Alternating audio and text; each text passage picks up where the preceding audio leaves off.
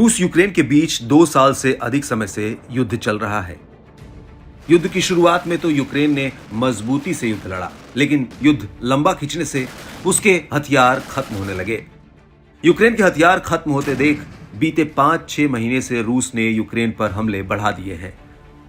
अब रूस यूक्रेन पर भारी पड़ गया है और एक एक कर यूक्रेन के इलाकों पर कब्जा करता जा रहा है और उसके बचे खुचे हथियारों को भी नष्ट करता जा रहा है। युद्ध की शुरुआत में अमेरिका, ब्रिटेन जैसे पश्चिमी और नेटो सहयोगियों ने यूक्रेन की मदद की और उसे सैन्य हथियार दिए, लेकिन अब जब यूक्रेन के राष्ट्रपति से लेकर यहां के सैनिक तक हथियारों की कमी की बात कह रहे हैं और सहयोगियों से और अधिक हथियारों की मांग कर रहे हैं, तो उन्हें मदद नहीं मिल पा रही है। हथियारों की कमी से यूक्रेन रूसी हमलों का जवाब तो दूर, अपना बचाव तक नहीं कर पा रहा है। यूक्रेन की हालत को देखते हुए फ्रांस के राष्ट्रपति से लेकर कई अन्य जानकार ये भी इशारा कर चुके हैं कि यूक्रेन अब हार की तरफ बढ़ रहा है। अब एक अखबार ने यूक्रेन की सैन्य खुफिया सेवा GUR के नेतृत्व का हवाला देते हुए बताया कि यूक्रेन की सेना को युद्ध के मैदान में लगातार असफलताओं का सामना करना पड़ रहा है और अब यूक्रेन के पास रूस के ऑयल इंफ्रास्ट्रक्चर सहित अन्य बुनियादी ढांचों पर हमला शुरू करने के अलावा कोई अन्य विकल्प नहीं है। रिपोर्ट के मुताबिक GUR ब्रिगेडियर जनरल दिमित्री टिमकोव ने कहा कि उनका देश लाइफ सपोर्ट पर टिके एक मरीज की तरह था। उन्होंने कहा कि हम एक ड्रिप के सहारे चल रहे हैं। हमारे पास जिंदा रहने के लिए पर्याप्त दवाएं हैं, लेकिन अगर पश्चिम चाहता है कि हम जीतें तो हमें पूर्ण उपचार की जरूरत है।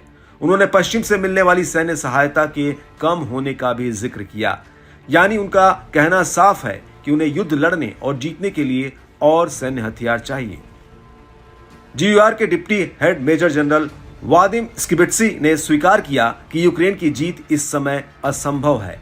कई असफलताओं का सामना करते हुए एजेंसी के पास रूस के अंदर हमला शुरू करने के अलावा कोई विकल्प नहीं था। इस विकल्प को उन्होंने नेटो स्टैंडर्ड प्रोसीजर बताया, जिसे सेंटर ऑफ ग्रेविटी या COG भी कहते हैं।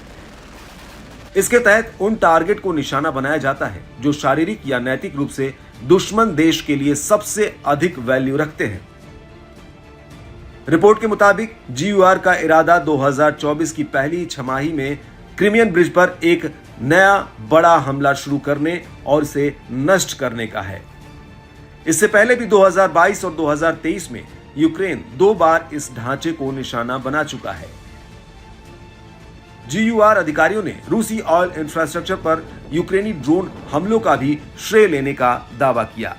हालांकि हथियारों की कमी और सहयोगियों से मदद न मिल पाने के संकट से जूझ रहा यूक्रेन अपनी योजनाओं में कब तक और कितना सफल होता है, ये तो वक्त बताएगा, लेकिन मौजूदा दौर में वो रूस का मुकाबला करने की स्थिति में नहीं है।